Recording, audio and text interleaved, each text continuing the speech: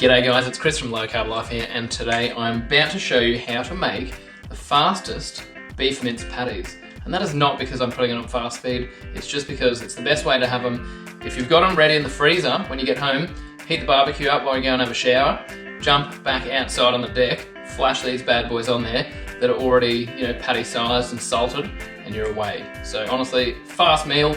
You can have them with a bit of Big Mac sauce, trust me, that is well worth doing. You could chuck a bit of rabbit food if you really wanted to, but honestly, I think meat and sauce, and probably some vegetables would be good, if you can be bothered.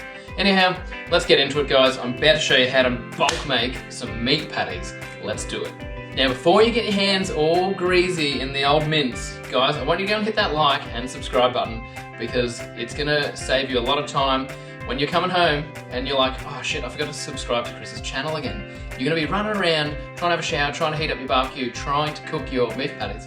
But at the same time, just do it now, then you don't have to do it later. Solved.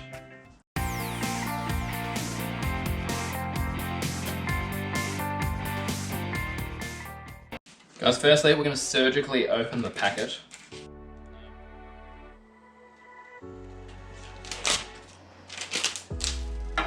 Give that a nice open.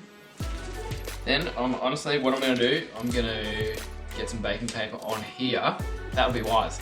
Because then, I probably won't have to wash up my chopping board. Because I hate washing up, I really do hate it. So we're going to get some baking paper on here, then we're going to pip that on there, and then I'm going to divide them up into about 8 patties. That's a kilo, so that would make, I don't know, you guys put it in the calculator. Grab this baking paper, put it down, admire how good it looks, and then we're going to tip this on.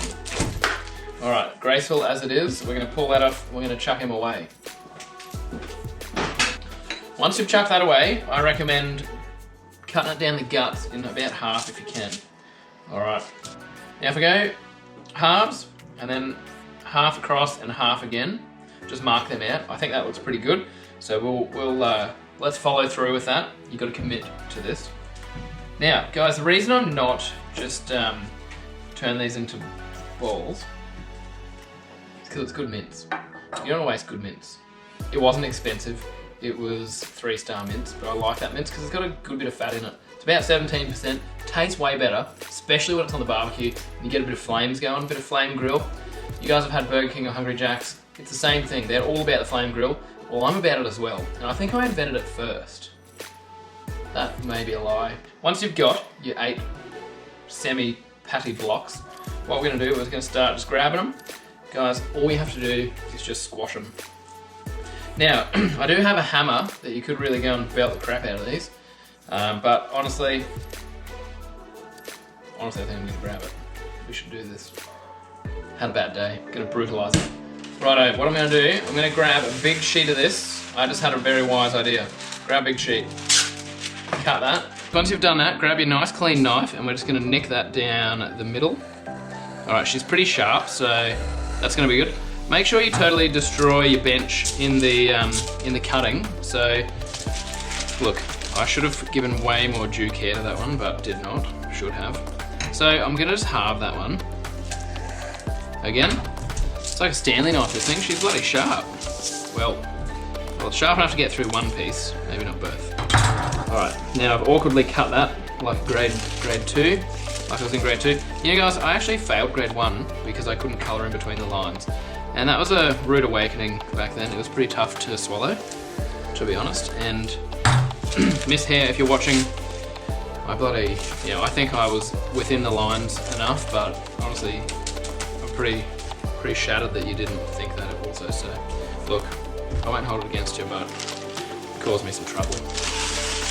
Let's go, grab a big sheet and get half of your cow and move that across to somewhere more out of the way.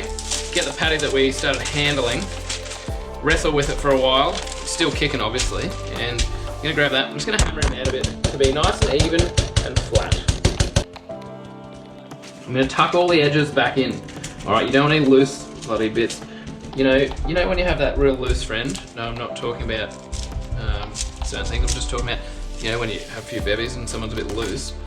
You don't want that loose friend, hanging off the sides, because inevitably they're gonna either touch something they shouldn't, or they're going to get yourself in trouble. So let's just cover them up and bury them for the night. All right, so that's in there. Grab your next bit of cow, grab that, give it a good squash. Nice. And guys, the reason that I do hammer these, honestly, is to get a nice, even finish on them, but also I put the baking paper on top to stop it like splattering everywhere, because it does splatter everywhere. Chicken's way worse, and when chicken sprays everywhere, you can get really sick depending on what it sprays on. Now, you can ask me, please don't ask me how I know that, but you can ask me, and I will tell you, but not on the video. I'll get into graphic details, and trust me, you don't want that. So, back on again, rinse and repeat, guys. Don't salt the meat yet. You'll spray a bit of oil on it before you cook it, and then salt it, because if you salt it now, it's gonna kind of cure in the freezer, even though the freezer's meant to be kind of, yeah, a nice pristine environment. You just wanna not salt that yet. Now these are looking pretty good. What I'm gonna do with these guys, I'm gonna stick them in a, I think a Ziploc bag, you know, the sandwich Sanger bags. I'm gonna do that. So anyway, you don't need to hear any more from me, so let's do this. All right, that one looks like he's jumped off a rooftop. He's probably, I've got a bit enthusiastic with the hammer there, but look, you know, all beef is good, so I don't care how it came to its end, as long as it tastes good in the end. Look at that, tuck that butter in, look at that. Bloody, that's Big Mac. That's bloody Big Mac material right there. Hello, don't lose that. All right, pop that back on. Look at it, tuck him in, make sure you tuck him in, all right? Now if the pile's getting a bit too hefty on one end, rethink your bloody skills and maybe get someone else to do the hammering for you, because you're not doing a very good job. But mine's even, of course, so I don't need to do that. Also, another tip, guys, when you're doing them this thin, you know how everyone's like, how to make sure your burger's cooked evenly, blah, blah, blah, give a big hole in here. If you make them thin enough, they cook real quick, and you don't have to bother bloody fingering your beef patty. Who wants to do that, honestly? But it concerns me when I see people doing that, because if you did it right the first time, you wouldn't have to be going and sticking bits in there.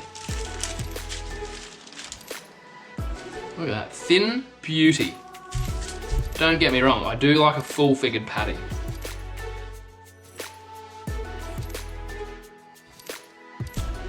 That's looking bloody good. Get your lovely wife to grab you a sandwich bag, and then we're just gonna slide them in. Just how any patty should slide into anything. Well. Look at that. Make sure it's not unprotected, because you don't want that happening in the freezer, and you don't want your patties getting pregnant. Who knows what they do in the freezer. There's a lot of other meat in there, and honestly it's probably just a meat market, so be careful with what you do with your beef. The balls are in the fridge, for those of you who are wondering. If you know what the balls were. All right, I'm gonna make a bit of suction here. Yeah, that was extremely effective. You can see that it's absolutely vacuum packed there. Look, it was so good, I better release a bit of pressure and probably try it again. Just get it to the edge. And vac pack it. So there's less oxygen, it's gonna less react with the meat, and then we should be good.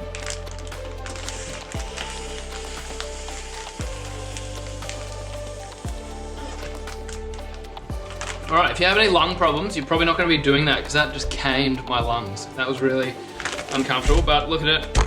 Good as a bloody any old vac seal can do. So, you know, if you've done a bit of sucking in your life on a few durries, maybe. I did when I was young, to be honest.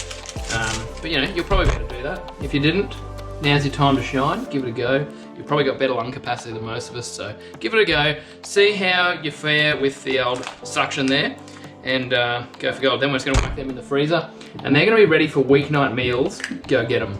If you're like me and you absolutely don't care if you get the bun, the rabbit food, or the little bits of onion on your Big Mac when you get home from work, get into the Big Mac patties, whack them on the barbie, give them a hell of a good cook, and then just get a bit of Big Mac sauce, hoe into that, and think about having some broccoli tomorrow, and you should be pretty right. Or some cauliflower, but think about it tomorrow. It's too hard tonight. way too hard. Enjoy that. Guys, if you have already gone and rinsed your hands after making these beautiful patties and you're excited and like, thanks Chris, that was bloody great, I can't wait to have these next week, go and like and subscribe to this video. Subscribe to the channel so you don't miss out on any more pro tips from a hopeless cook.